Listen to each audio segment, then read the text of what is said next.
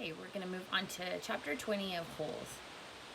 It felt good to walk in the shade of the 2 oak trees. Stanley wondered if this was how a condemned man felt on his way to the electric chair, appreciating all of the good things in life for the last time. They had to stop around Holes to get to the cabin door. Stanley was surprised to see so many around the cabin. He would have expected the warden to not want the campers digging so close to her home, but several holes were right up against the cabin wall. The holes were closer together here as well, and were of different shapes and sizes. Mr. Sir knocked on the door. Stanley still held the empty stack. "Yes," the warden said, opening the door. "There's been a little trouble out on the lake," Mr. Sir said. "Caveman will tell you all about it."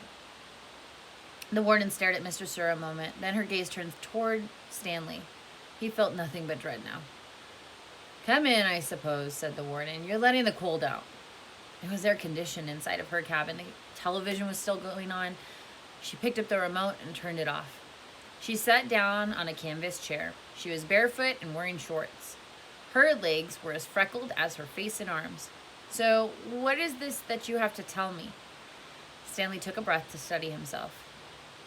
"While Mr. Sir was filling the canteens, I snuck into the truck and stole his sack of sunflower seeds." "I see." She turned to Mr. Sir. "That's why you brought him here?" "Yes, but I think he's lying. I think someone else sold the sack, and Caveman is covering up for X-Ray or somebody. It was a 20-pound sack, and he claims to have eaten them all by himself." He took the stack from Stanley and handed it to the warden. "I see," the warden said again. "The sack wasn't full," said Stanley, "and I spilled a lot. You can check my hole. In that room, Caveman, there's a small flowered case. Will you get it for me, please?" She pointed to the door. Stanley looked at the door, then at the warden, then back at the door. He slowly walked toward it. It was a kind of dressing room with a sink and a mirror. Next to the sink, he saw the case, white with pink roses. He brought it back to the warden, and she set it on the glass coffee table in front of her. She unclasped the latch and opened the case. It was a makeup case. Stanley's mother had one similar to it. He saw several bottles of nail polish, polish remover, a couple of lipstick tubes, and other jars and powders. The warden held up a small jar of dark red nail polish. "You see this, Caveman?" he nodded. "This is my special nail polish. You see the dark, rich color? You can't buy that in a store. I have to make it myself." Stanley had no idea why she was showing it to him, and he wondered why the warden would ever have to need to wear nail polish or makeup. "Do you want to know my secret ingredient?" He raised and lowered his shoulder. The warden opened the bottle. Rattlesnake venom. And with a small paintbrush, she began applying it to the nails on her left hand. It's perfectly harmless when it's dry. She finished her left hand, waved it in the air for a few seconds, then began painting the nails on her right hand. "It's only toxic while it's wet." She finished painting her nails, then stood up. She reached over and touched Stanley's face with her fingers. She ran her sharp, wet nails very gently down his cheek. He felt his skin tingle.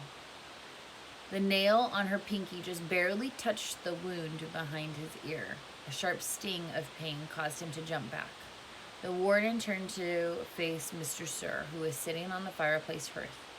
"So you think he stole the sunflower seeds?" "No, he says he stole them, but I think it was..." She stepped toward him and struck him across the face. Mr. Sir stared at her. He had 3 long red marks slanting across the left side of his face. Stanley didn't know if the redness was caused by her nail polish or his blood. It took a moment for the venom to sink in. Suddenly, Mr. Sir screamed and clutched his face with both hands. He let himself fall over, rolling off the hearth and onto the rug. The warden spoke softly. "I don't especially care about your sunflower seeds," Mr. Sir moaned. "If you must know," said the warden, "I liked it better when you smoked." For a second, Mr. Sir's pain seemed to recede. He took several long, deep breaths. Then his hand jerked violently, and he let out a shrill scream. worse than the one before. The warden turned to Stanley. I suggest you go back to your hole now. Stanley started to go, but Mr. Sir lay in the way. Stanley could see the muscles in his face jump and twitch, his body writhed in agony. Stanley stepped carefully over him. Is he? Excuse me, said the warden. Stanley was too frightened to speak. He's not going to die, the warden said, unfortunately for you. And that is the last of chapter 20. We will move on to 21 next.